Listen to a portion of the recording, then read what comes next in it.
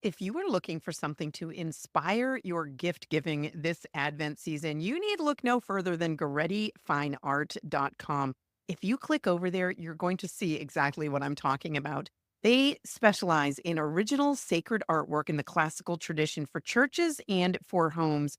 Goretti Fine Art is a brother sister team of internationally recognized fine artists, and their mission is to evangelize the world through beauty. We need that more than ever. Over at Goretti Fine Art, you will find prints of paintings that make beautiful and spiritually meaningful gifts at Christmas time. And who isn't looking for that right now? They're having an Advent sale. This is the good news. Through December 10th, 2024, you can get 15% off all online retail orders using the discount code FRIENDS24. So that's the code FRIENDS24 over at GorettiFineArt.com. Girlfriends, episode number 450. Discover the joy of Advent with Tish Oxenrider.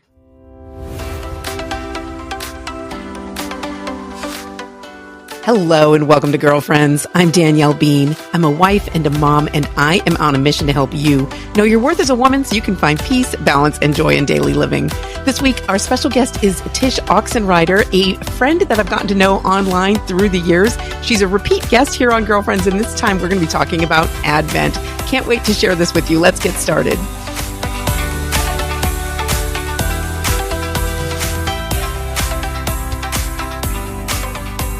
Hey, girlfriend, happy Advent. Can you believe it's such a cliche thing to say, but it is so true, especially this year where we have this quick turnaround between Thanksgiving and it's like 2 days and then, hey, it's Advent. Let's go. So we're really at the start of our Advent journey here. So I want to start out by reminding you to get signed up over at Girlfriends After Hours. You can just go to daniellebean.com and get yourself signed up for our Advent content. Once you're subscribed there, you're going to be automatically getting our daily Advent content. And that content is a lot of fun. I've been having a lot of fun putting it together. I'm calling it Look and Listen. So it's very basic concept where every day, the basic free content is you'll get a classic work of Catholic art with an Advent theme sent right to your inbox with a very brief reflection on that can kind of jumpstart your daily prayer time. But if you upgrade to paid, and I want to encourage you to do this so that you can get the full experience this Advent season, if you become a paid subscriber over at Girlfriends After Hours, the bonus content you're going to get every single day is journaling questions that are on that same theme, a scripture passage. We're going through the Gospel of Luke, one chapter at a time, taking one little passage from each chapter each day of those 24 days of Advent this year. And I'm sharing a 5-minute audio file, which is a guided scripture meditation on that passage. A really simple way to just spend 5 minutes in peaceful prayer every day this Advent season. And then finally, an action item, a way that you can practically and immediately put your faith into action every day as you're growing closer to God every day of this season of Advent. I don't want you to miss out. I don't want you to wake up on Christmas morning and be like, what happened? And have missed out on all the goodness, all the grace, the peace that God wants to give you this Advent season. So get on over there to daniellebean.com, get yourself signed up. You're not going to regret it because especially if you upgrade your membership, all throughout 2025, I've got some great content planned. I've got some new challenges planned for you. I've got a really fantastic plan that I'm beginning to put together for Lent. We don't even have to talk about Lent yet because it's still Advent, of course. But I don't want you to miss out on any of that content that's coming up in the next year. So make sure that you get subscribed over there and then really prayerfully consider upgrading your subscription. It supports the work that we do here at Girlfriends, but it also is a way that you can encourage and support your own walk in faith during the season of Advent and beyond. Make this your New Year resolution. Do this much for yourself. Become a full subscriber and you will become part of a growing community of Catholic women who think like you, who struggle with the same things you do. You can become a part of our conversations there, our live events and the challenges that we have going, along with that daily prayer support. I'm really looking forward to connecting with you in the coming year. But for now, get yourself over there so that you have your plan in place for Advent. All right, now I want to share my conversation with Tish Oxenrider. Tish has been on the podcast before. She came on to talk about Lent one year because she has a book about Lent, but she also has a book about Advent. And we're going to talk about that a little bit. And this podcast is actually a special recording because she's sharing it as well. The same conversation over on her podcast, A Drink with a Friend. She's over there on Substack as well. She's been there a long time and she has a huge following. So if you're not already following Tish over there, you're going to want to check check that out. But for now, I hope you'll enjoy this conversation. Danielle, how you doing? Hey, good. Good to see you. Good to hang out. Good to hang out too. All right. What are you drinking this morning? Well, I've got my black coffee here. I'm very boring. That's what I do every morning. But you know what? It works for me. That's exactly what I do every morning too. Most guests say either black coffee or water. So it's okay. Yeah, see, I mean, I wish we were recording this at like 8 p.m. and I had something fun like a margarita, but that's not happening now. No, not at 9:30. Where are you? Where are you based? I'm in New Hampshire. So yeah, so 10:30. 10:30 for you. Okay. Yeah. Are you from New Hampshire? Yeah, born and raised, and my husband too. So okay, that's cool. Yeah, we're not going anywhere. How old are your kids now? I know you've got 8. Yes. Crazy. They are, my oldest is 29 and the baby is our last here at home. He's 18. He's a senior in high school this year. So you're almost done. I know. Ooh. It's so weird. It's a very weird stage of life. I mean, I love it in so many ways. It's beautiful. And it's just so still surreal that I'm here. I'm like, no, I was just doing that. No. Right. And now my kids are doing that, so it's like crazy. I bet that's weird to have are you a grandma? Yeah. So we have 3 little granddaughters, 1 little grandson, and 2 more on the way. Oh my goodness. So we're doing this thing, and it's fascinating to me. This stage of life it's so beautiful because you begin to see just how expansive life is and just how expansive being open to life is, and whatever way that looks like in your family life. But as your kids grow up and they bring new people into your family and then they begin to have families of their own, I mean, in a lot of ways, the world gets smaller, right? Our world is very simple and we're almost empty nesters here, but also in beautiful ways, it gets much bigger than I ever even imagined. And it's so beautiful. When we had little kids, I remember thinking like, not that I was wishing it away, but kind of this like one day when we're empty nesters, then we'll have all kinds of time to do X, Y, and Z. And not that we're there. My youngest is 14, but it's coming before I know it because I know how fast it goes. That, I don't know. I feel different about that stage now. Not so much as like, I can't wait to travel all the time or to do what I finally want to do. I don't know. There's a little bit of a tempering of that where you kind of, maybe it's just that wisdom that comes with maturity where you recognize actually what is the point of life? It's not so much to just do whatever I want and have all the freedom I want, Yeah. So true. And when you feel like it's going to go on forever, you feel like, and that's what those years feel like. And sometimes it's really challenging and you do wish it away. I know for sure I had moments like that.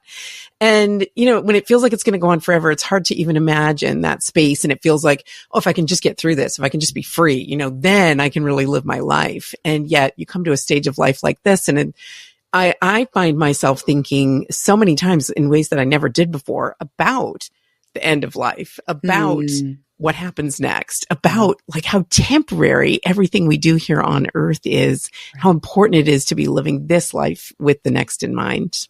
Gosh. Yeah. I mean, when we have a very young parish that we're going to right now, like we're part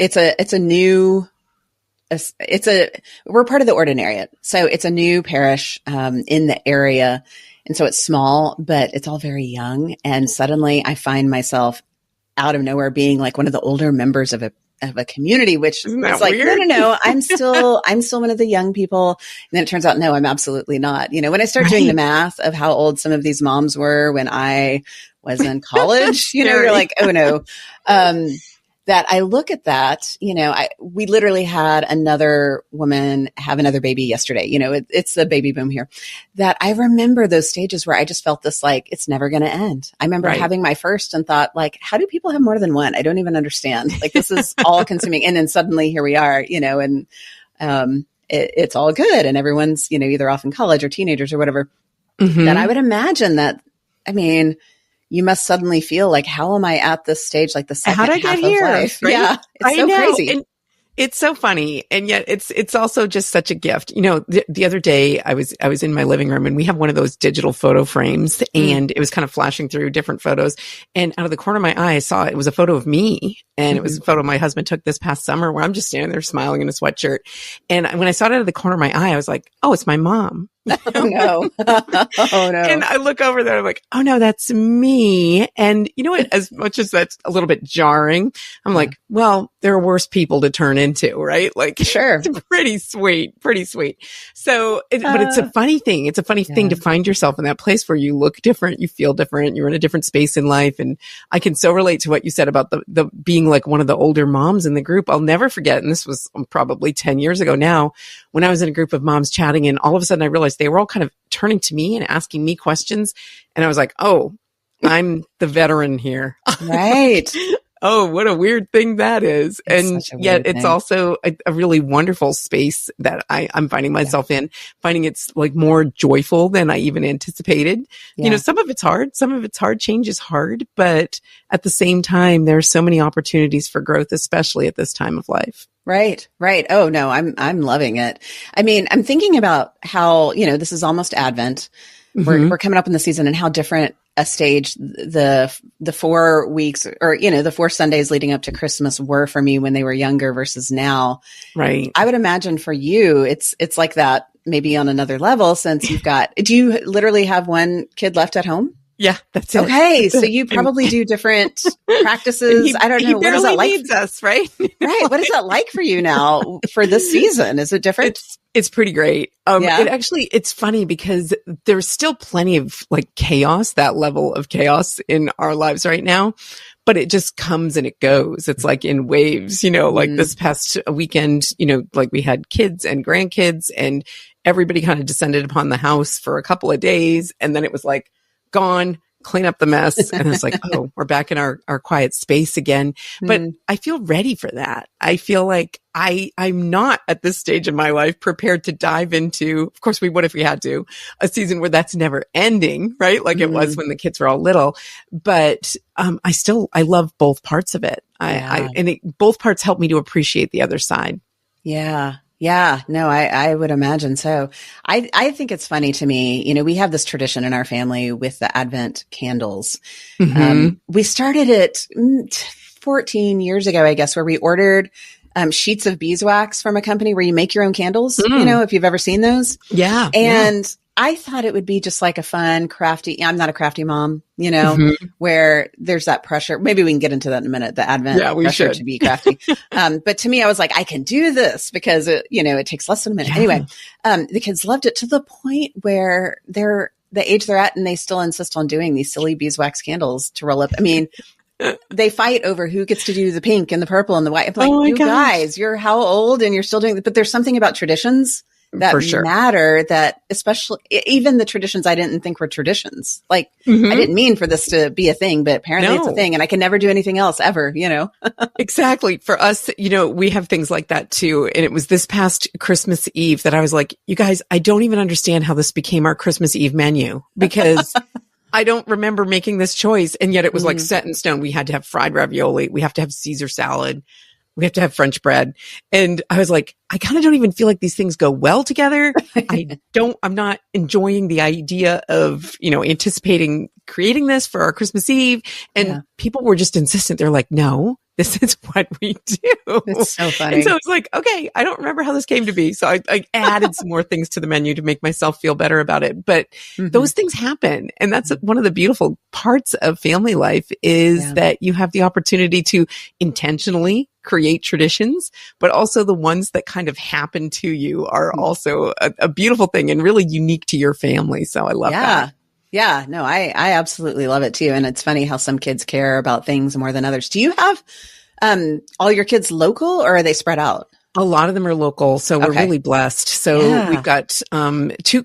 Well, right at the time of this recording, we've got 3 that are currently in school down in Florida, and we're here in New Hampshire. And everyone else is, well, at least in state for New Hampshire. Some are as far away as like an hour and 15 minutes, but that's local to me in Texas. It is. Right. Texas is huge. So definitely local. And people ask us like, how'd you do that? How'd you get your big kids to come back? And I don't really know the answer to that, but I'm so grateful for it. And I feel like now that it's kind of established, we've got multiple young adult kids, married kids living nearby, that it really is an attractive force for the younger ones. Like, I don't want to miss out on being part of that built-in community. Yeah, no, that's really true. That's very cool. So with your home, I don't know, or maybe it's the epicenter of your house, or I mean, of your clan. What is Advent? I don't know. Does Advent look different for you outwardly versus inwardly? Do you know what I mean? Like, do you do inward practices separately, but then hold true to some family traditions and make sure those happen? Yeah, I mean, the Advent wreath is one of those. You mentioned the Advent wreath, and it used to be a serious cause of anxiety for me every year where it was like, did I order the candles? Like, there was one year I could not find the stupid wreath, and I was just like, I have no idea what I did with it. The end of last Christmas season, just tossed it in a bin somewhere or something. And it used to cause me so much anxiety. And I look back on that now and I'm like, gosh, life was just a crazy level of busy and full, and, you know, multiple needs with multiple kids, that adding something extra really felt like a lot, like whether it's finding the Advent wreath and getting the candles out. And there were some years where I was late doing it, but I always did do it, and we always did do it together. And so, you know, taking turns with the lighting of the candles. And for years we had this beautiful wooden Advent calendar that we hung on the wall, and the kids loved like taking turns who was going to open the door and put the little animal on to build the nativity scene. And those things were pretty basic. You know, I wasn't either one of those crafty moms. And so that wasn't something that I was really going to be on fire about, like creating all the ornaments for a Jessie tree or something that. And you know what? I always took consolation in the fact that I was raised in a very faithful Catholic family. I was one of 9 kids. I'm the 4th of 9 kids. And we never had a Jessie tree growing up. It's okay. It's okay if you love doing it. It's also okay if that feels like way too much and it's a lot of pressure this time of year. Do you guys do that? I tried it. Back when the kids were little, I felt this. So my backstory is I grew up evangelical. And so I was introduced to the liturgical calendar before I was even Catholic. And that was actually kind of a slow on ramp for me. Yeah. So back when I think my oldest was 6, so I'm talking like littles, I found the Jessie tree and I thought, I'm going to do this. And it never, like, we would be done by like day 11. You know, or whenever it was just so much because, and this is not at all to say, like, if this is your family thing that you absolutely love, awesome. I'm so glad for you. This is fantastic. Totally.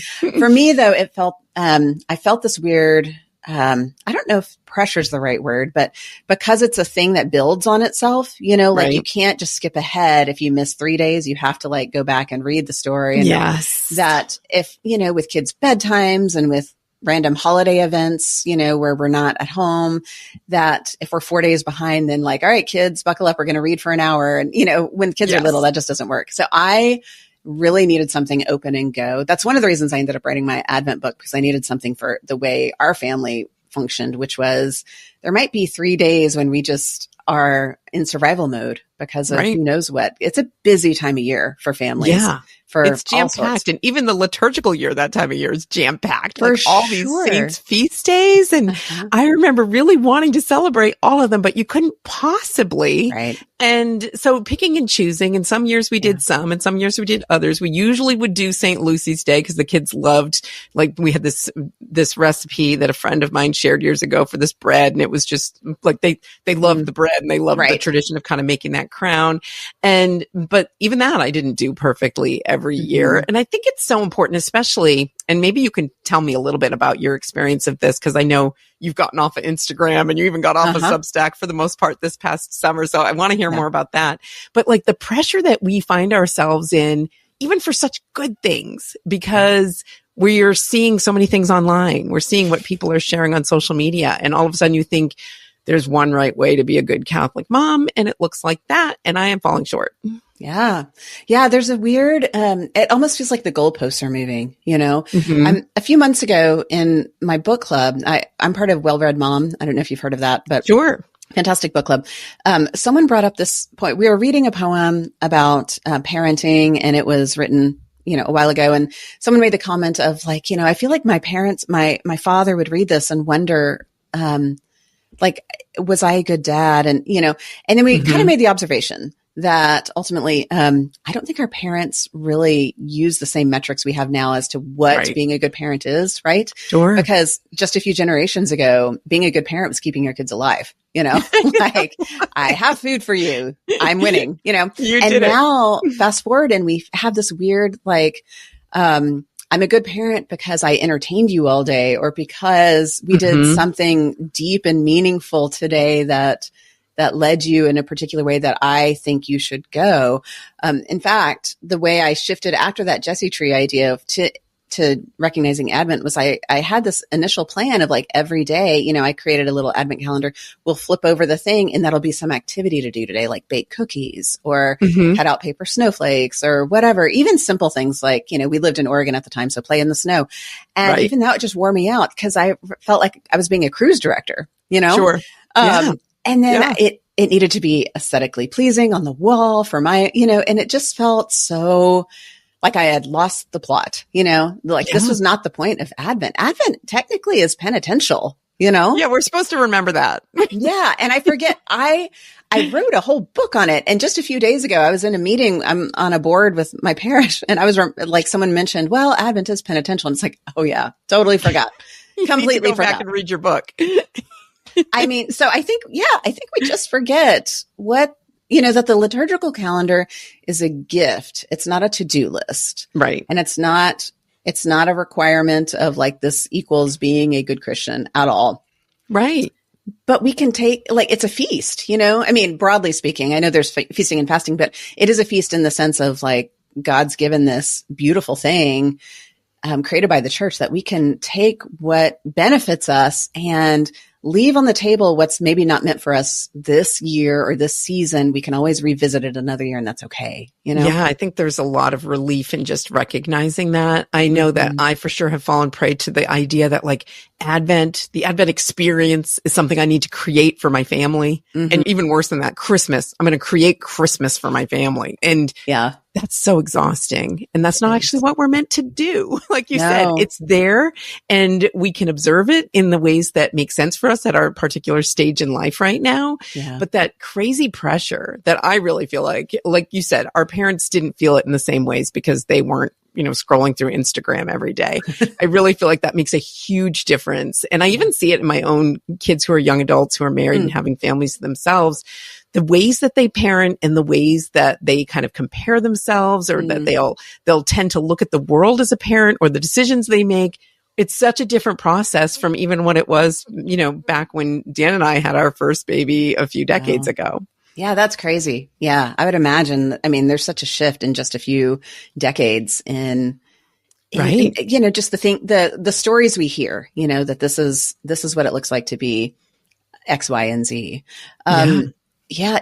You searching for a way to ensure that the faith formation that your children receive is consistent with church teaching? Looking for a program that can meet the needs of your entire parish, both those who attend class in person and those who learn from home? Catholic Brain is the solution.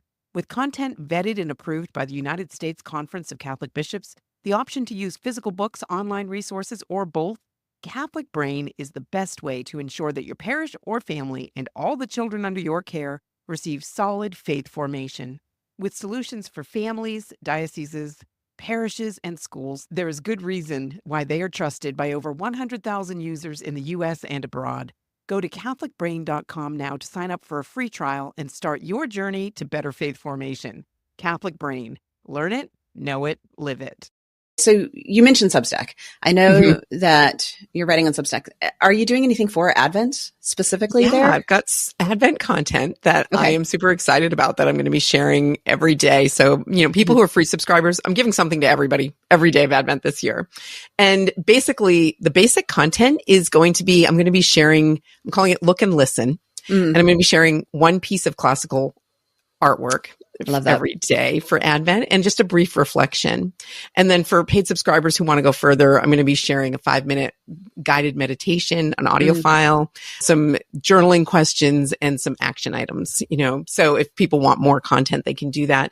But I'm excited to go through Advent together. And this is part of what I'm loving about Substack, because I'm fairly new to it compared to you, especially. Like you're like this pioneer in Substack. And I have I've been on less than a year at this point. And what I'm loving though is that so much about it, and I'd love to hear your opinion about this. It feels like the old time blogging days. Like, people who care about writing and people who care about, thoughtful conversations are here. This is the place for it. Yeah, no, that's exactly the main reason that I've stayed. It feels, it's funny. I don't feel like a pioneer. And yet when I think about, okay, I've been on since 2019. Yeah. That's a long time in internet years, I guess. Yeah, absolutely. It's eons. Yeah. Right. That I've seen some shifts where I feel a little hesitant about like, I don't know about this feature where now it kind of feels social media-y. Sure. I still have mixed feelings about that, but I will say, at least as of now, the conversations have been, calmer, more pleasant than your standard social media, sure, feed. But yes, I love Substack's old school blogging feel. To me, it's what we meant back in the day, Yes. And some part of me actually misses old school blogging still. Like everyone has their own little home and stuff. But this is to me the good partial solution in the world we live in, where connectedness like this matters and having, some sort of platform. So I love the way that I've been able to write the things that I want to write and just let the people who want to, be part of that find me. And then we can connect however it works best in that regard, Yeah. So I'm 100% with you. And yeah, I took a summer break and it was absolutely worth it. And I think it was not because I didn't like Substack. It's because I did, I didn't want to problem sometimes. Right. I didn't want to burn out and I didn't want to, to me, it's a good reminder that like, I'm still the boss of, I can still proactively practice, the things that matter to me, such as getting offline, even with Substack's very gentle, calm so far algorithms, that they're not the boss of me. But I think ultimately, with Advent, I take a break on the internet in the holiday season too. I don't know what your practice is like, but I tend to end the last week of Advent leading up to Christmas is when I go quiet on the internet and I come back after the new year. And there's just something so grounding again about that I can fully just be focused on my here and now life, my local community, which is where real community is, and practice these things. Even though I'm super grateful for things like, like your Advent series and being able to talk about Advent here on this podcast. I don't know. Sure. I think there's room for both, being on the internet and making sure we keep it in its rightful place. Yeah. And I like what you said about being the boss. Like you're the boss of how you're spending your time. And I think we so often need to be reminded of that because all of these different ways that we use technology will, if we let it, just take over and start making the decisions for us of how we'll spend our time. So I like that you mentioned about being quiet and more still and having that kind of simplicity in your Advent practice. What other kinds of devotions do you practice typically during Advent that you might recommend to other people? Well, I actually love that you mentioned art because to me, there's so much beautiful classical art related to Advent that we fail or we just forget about or, don't recognize. I love that you're sending people art. I do the same thing. My book, Shadow and Light, it has daily art to look at. And so to me, there's just something quiet and contemplative about letting that work, I don't want to say have its way on me, but one of the things I do in our homeschool kind of Charlotte Mason method is we do art studies where we just look at art for like 3 to 5 minutes without trying to like decipher it or, break some kind of code. We just kind of notice. And then after that, we then talk about like, what did you notice? So to me, there's something very intentional about some of that practice. It feels a bit like, not only the beauty of the art sort of getting into my under my skin, but also there's a communion of saints quality to it. This art that's been around for 1,000 years, some of it can still speak to us now. So I like to meditate on art. I like to, along with that art, I like to meditate on music. I find Advent music sometimes gets underplayed, like we rush into the Frosty the Snowman stuff. And while that has its place, I'm not, here to be, I think it's also important to not be so dogmatic that, you go into a coffee shop and you hold your ears because it's not Christmas time yet and they're playing Jingle Bells. But I think at home we can be a little more intentional about the music we play, and let some of these beautiful Advent hymns just be on repeat in the background of our homes, just to remind us of the penitential season, but also because it's beautiful. There is some beautiful Advent music. So those are two things I really like to do. Yeah. Oh, I love that. And I love that you mentioned music because that's really meaningful to me during the Advent season as well. In fact, I put together a playlist and I'm going to be sharing it. Actually, maybe by the time this publishes, it'll already be shared, but it's 11 hours plus of Advent music. Oh my gosh. Advent. Like, because Okay, I'm going to click on that then because I love Advent music. Yeah, because, I got tired of it's always Christmas, right? You go into the store and it's like all the Christmas stuff, which, fine. I'm not going to be too dogmatic about that, but you're so right that there's this contemplative feel to Advent, this watching and waiting that we're called to do, this being still and quieting ourselves. And I find that music is a beautiful way to do that. It's a beautiful way to just set the background, whether you're working in your kitchen or going for a walk or driving, driving kids around. I've always loved being able to kind of set the tone with music in that way. Yeah.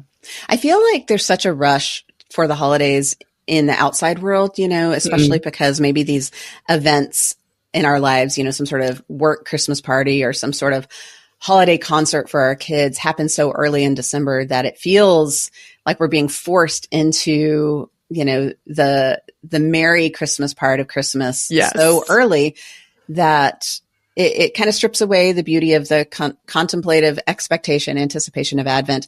And then by the time we get to Christmas, we're sick of it. And, I know, right? And we just want to power through, but really we have 12 days of Christmas, ahead of us. So to me, that's the other beauty of Advent, like fully leaning into Advent and letting ourselves just kind of ease into some of the traditions, such as decorating and keeping the food simple during Advent, not necessarily treating it like the feast month that it can be. Yes. So that when December 25th hits, that we're not, ready to put up our tree yet. Like now it's time to get going, Right. And do you have 12 days of Christmas? Traditions? We try to. We get tired around day 5, but right. It's I know it's a lot. But no, we've done that in various ways through the years. I remember when my kids were very little, I kind of had this really strict idea of we're not going to be celebrating Christmas and putting up decorations until like Christmas Eve, and that was a bad idea. Because I mean, in the end, I was too strict about it. And we were trying to put up the tree and get all the presents and everything all in the last 24 hours. And that just didn't make sense. I was ready to, strangle my kids. So that wasn't the best observation. Although the season before it, which was very simple and observant of the season, I think was beautiful.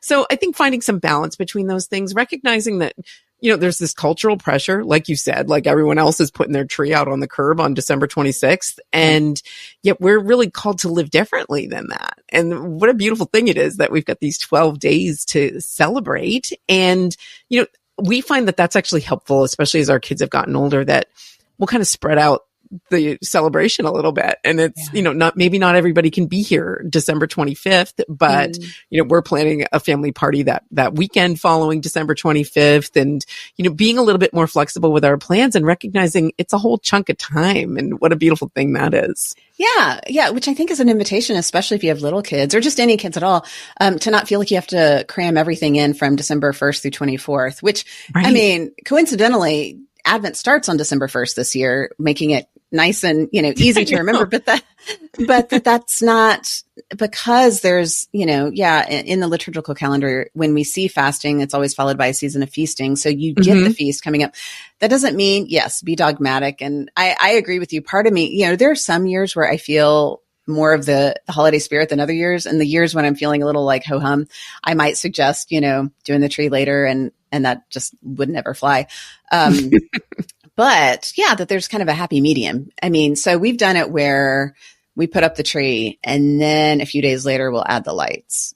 And That's then nice. A few days later, maybe we'll add some decorations, but kind of just slowly ease into it. So you can find kind of a happy medium. And then, if your kids are super gung ho about the holidays, let them enjoy it, but then keep it going even when your adult bones are kind of tired of the whole thing. Because before you know it, it's going to be January 5th and then you'll get back to life as usual. And, the calendar will circle around again and then you'll be excited, by the time the next Advent comes around. Yeah. Yeah, exactly. I love that the liturgical seasons are kind of in tune with our needs as human beings because we need that fasting. We need that feasting. And then I always am struck by, when January 5th rolls around, it's like, it feels so good to fall into normal routines and ordinary time and recognizing what a beautiful thing that is throughout the year as well.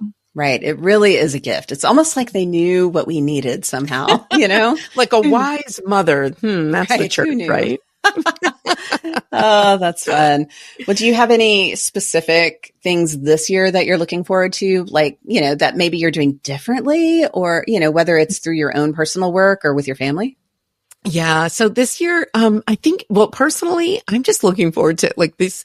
I've been a grandma for the past couple of Christmases, but the kids are getting a little bit older and they're able to recognize and be a part of traditions in ways that they weren't previously. So that's really exciting for me and kind of fun to watch. And then also I'm loving watching my own kids as they're establishing their own traditions and they're within their own families, the way that they're going to do the tree or decorate the house or do gifts with their kids or all of these things. And it's so fun for me to kind of see the variety there. And it just underscores for me that the no one right way to do it because, there's all variety there and every one of them is unique and it's joyful. So I'm really looking forward to that. And for me personally, as part of the Advent series that I'm sharing on Substack, I'm just reading. So it's actually perfect for this year because it starts December 1st and goes to the 24th. I'm just going to read one chapter of the Gospel of Luke each day because it's 24 chapters and it's a very simple way to just make sure that I've got that scripture reading going on every day. And of course, Luke is so beautifully vivid with the stories of the incarnation, but then just going through the life of Christ during the season of Advent,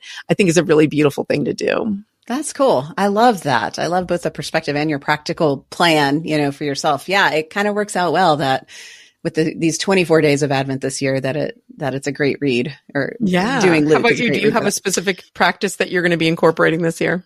Well, for me personally, I'm excited. So my oldest is in college and so she'll be coming home.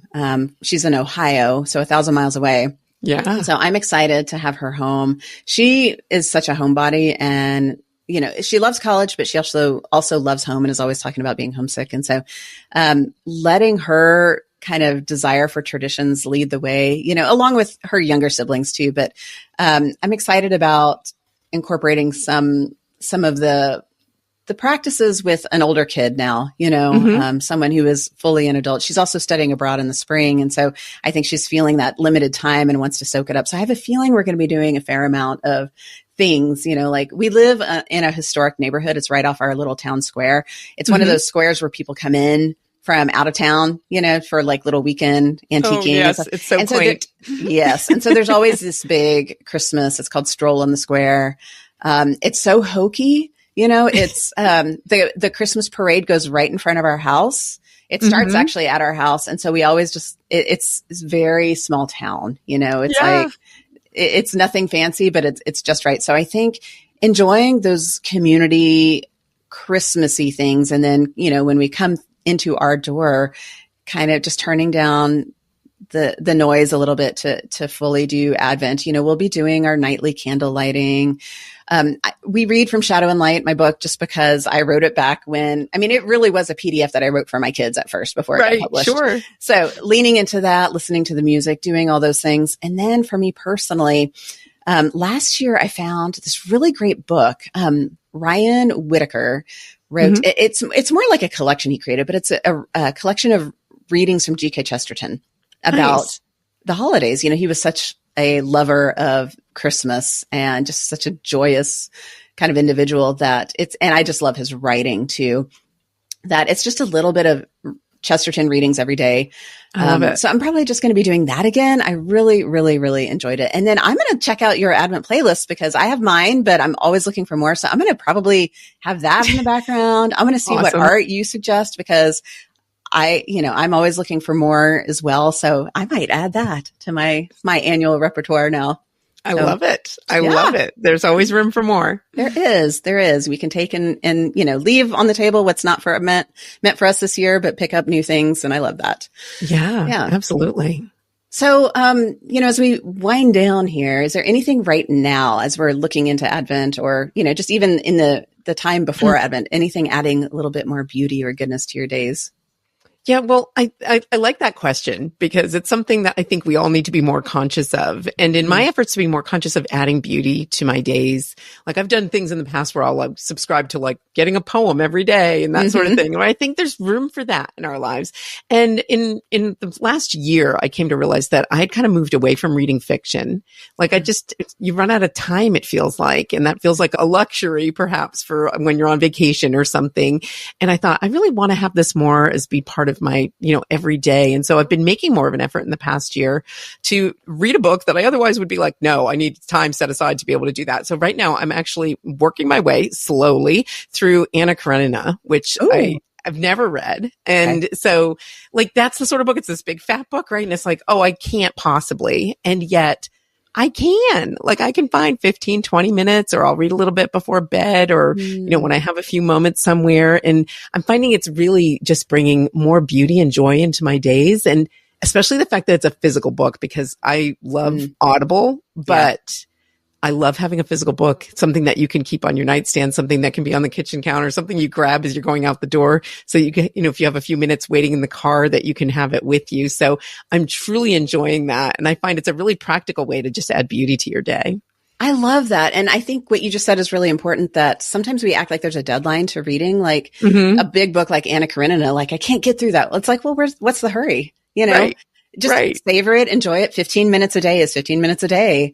And that's how, a little at a time, suddenly you're going to be on the last chapter eventually. Yeah, so that's really great. I love that. Beautiful. I love that. It's been a long time since I've read that. Yeah. Well, I'm recommending it. That's cool. That's great. I love it. For me, this is the best time of year, this and maybe, a few months later, here in Texas weather-wise. So it's cool, but not cold. And I mean, it might feel warm to you, Northerner, or, perhaps our version of cold still is not that cold. But for me right now, it's beautiful, cool weather. And so, I have my morning coffee just like I do year round. I'm being a little more intentional. This is such a simple thing, but I'm just going with it. I'm just taking my coffee outside. Like I'm sitting out on the back deck, enjoying my morning coffee instead of, along with my green chair that I sit in every morning, I'm just bringing it outside, to take in, the cool. Now, when I say cool, today's high is going to get up to 80. And so I want to I want to enjoy the 60s before it gets to the 80s. So that's what I'm referencing. I understand if you would need to get on, your snow gear and your layers in order to have coffee for 5 minutes. That's not a thing. For me, though, I guess what I'm getting at more deeply, though, is like embracing the seasons. Because here in the summer, it's way too hot to sit outside. And you start feeling almost like mad at nature, why is it still so hot? Instead of just like leaning into it. And so I'm leaning into the season we're in because I know, there will be other seasons for other things, maybe when it gets too cold here, when it's too hot. So, I don't know. There's just something really simple about that practice that's just giving me more joy than usual.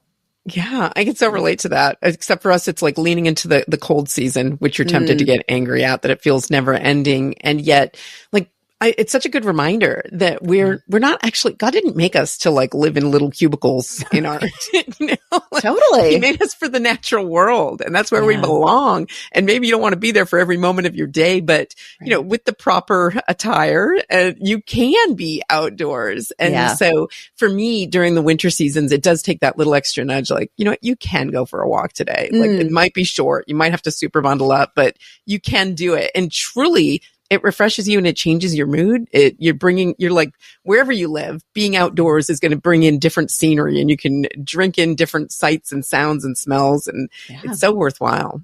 There's a word we don't have in English. It's a Norwegian word, and I cannot even remember how to pronounce it, but it's a Norwegian word that means, like embracing the weather. Like, there's that. Oh, right. It's hygge, isn't it? Well, there's hygge, which is coziness, but it's like a tandem word with it. It has something to do with like going outside anyway is kind of the term. Okay. What it means. And, there's also this little proverb they have about like, there's no such thing as bad weather, just bad clothing. I think it's that idea. Very true. Right. And so, whatever, maybe we need to invent an English word, but it's that idea of like, just go outside anyway, no matter what it's like. And I'm in the exact same boat in August, September, just like, you're going to get all hot and sweaty and gross, but but it's worth it because Yeah, this go is the world outside God made anyway. for us, and Truly. we're too sheltered. So yeah. We are, I used to have a priest friend and he had this habit of just always, no matter what the weather, it could be pouring rain. He'd be stepping outside and be like, what a glorious day. What a beautiful Aw. day. And he just loved all of weather, and that was a great example for me because, we tend to grumble or complain if it's not exactly the way that we want it, but he's so right. What a glorious day. What beautiful weather. That's cool. Well, what a great posture to have, and maybe a good way to wind down. Anyway, this has been so fun to catch up. I'm really glad we made the time for I this. so enjoyed our conversation and I love following you online. So this is a great opportunity for us to just kind of catch up and get each other's perspectives a little bit. Yeah, absolutely. And, since we are going to share this conversation with both our listeners, I'll put all our things in the show notes, but where's the best place people can find you online? Yeah, they can find me at daniellebean.com and, my Substack's daniellebean.substack.com. So anywhere there, you'll get all of it and I'll put all the links and et cetera in the show notes on my end as well. Cool. Yeah. Yeah. And mine's the exact same, tishoxenwriter.com, but all my things are there. It's just easier to say that one place instead of all the other things. But I'm mostly on Substack, just exactly. like that. So anyway. Correct. Same. Well, on that note, have a beautiful Advent and let's talk again sometime. Sounds good. Thank you. God bless you. You too.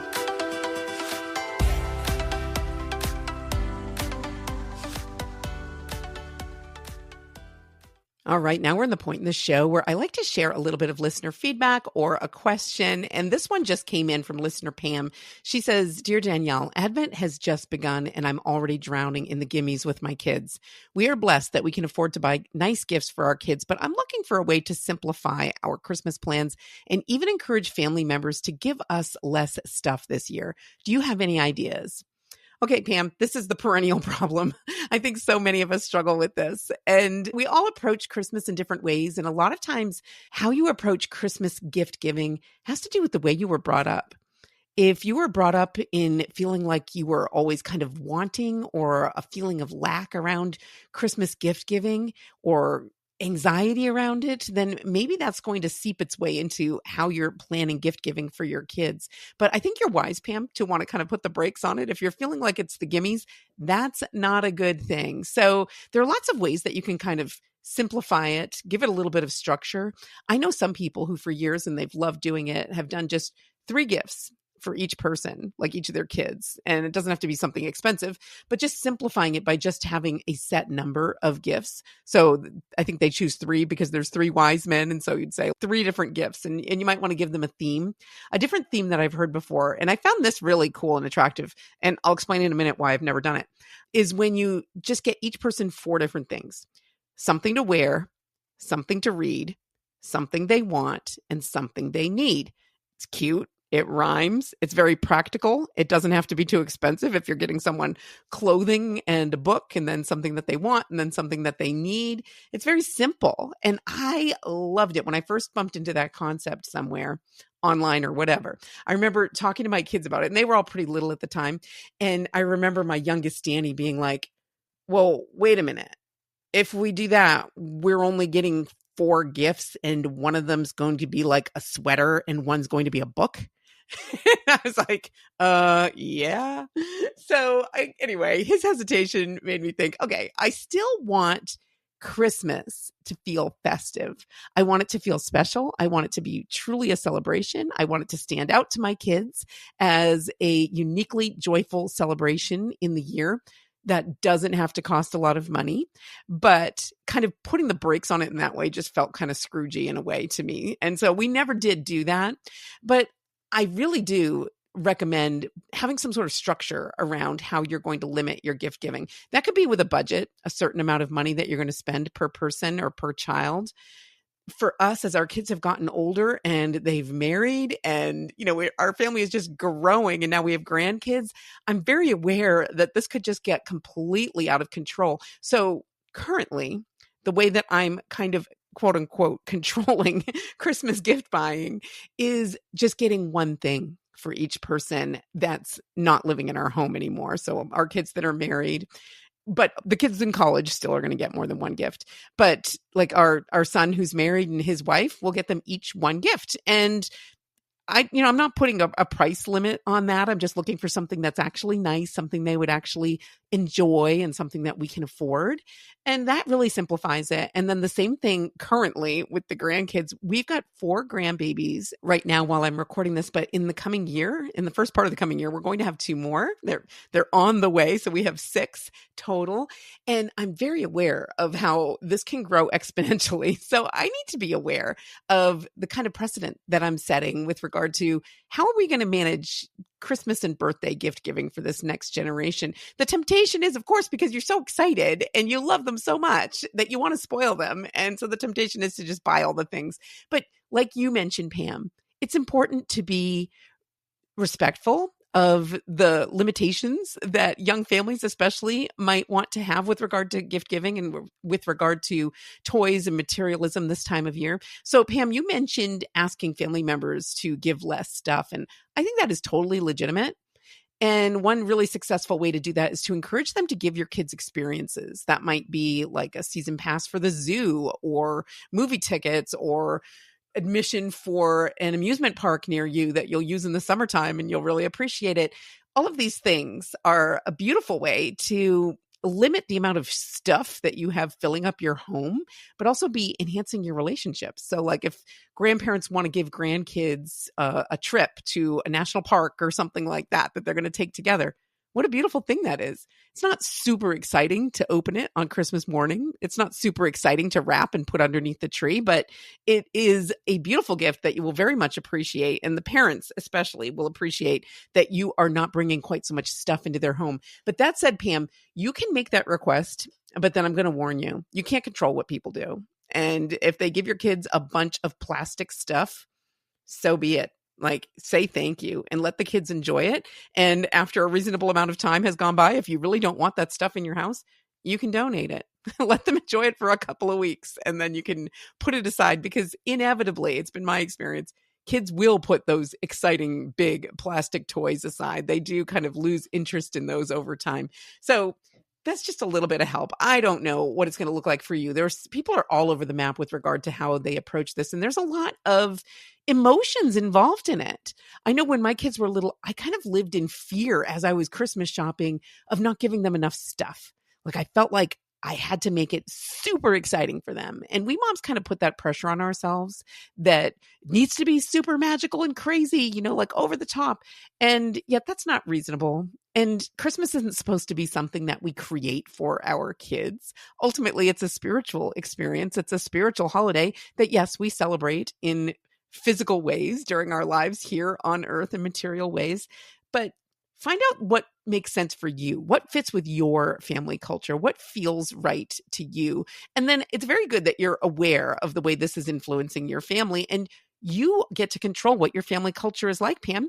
Every one of us gets to decide that. And that's very empowering to think of, that you don't have to be a victim of the culture here. You can do things that are different, that make sense for you and that are going to line up with your values. And you can limit the kind of materialism and gift giving in that way. And it's also good to be aware of yourself and what your natural tendencies are. Like I said, when my kids were little, I remember one time I got a lot of the Christmas shopping done early. And that was always a goal of mine. And I always failed at it. But this one year, I was actually kind of good at it. Got it done almost completely before Advent started. And then I still kept wanting to buy stuff, because it's everywhere you go. And I just kind of had that kind of nagging thought in the back of my mind, like, oh, maybe it's not quite enough stuff yet. That's terrible. So be aware of how you approach these things and then make a decision and stick to it. And you're going to find yourself with a more peaceful Advent season and a more joyful, authentic Christmas celebration as a result of it. But maybe you have some ideas to share with Pam or with other people for how to simplify the kind of gimme culture that we get, or the materialism of Christmas time. What works for you? What has worked for you and your kids? What are you planning to do with grandkids? I want to hear all the plans. You can reach out to me. My email is danielle@daniellebean.com. And then head on over to daniellebean.com and make sure you are signed up to be receiving our Advent content Advent has just begun. It is absolutely not too late to join us. Our content is Look and Listen. We're going to be looking at beautiful works of classic Catholic art all through the season, every day, prompting our prayer time with that, but also sharing guided scripture meditation, journaling questions, and prompts for daily action. Together, we are journeying through this season of Advent. I'm so thrilled that you are here with me in the podcast, and I will be thrilled if you join me also over at Girlfriends After Hours. Get signed up over at daniellebean.com.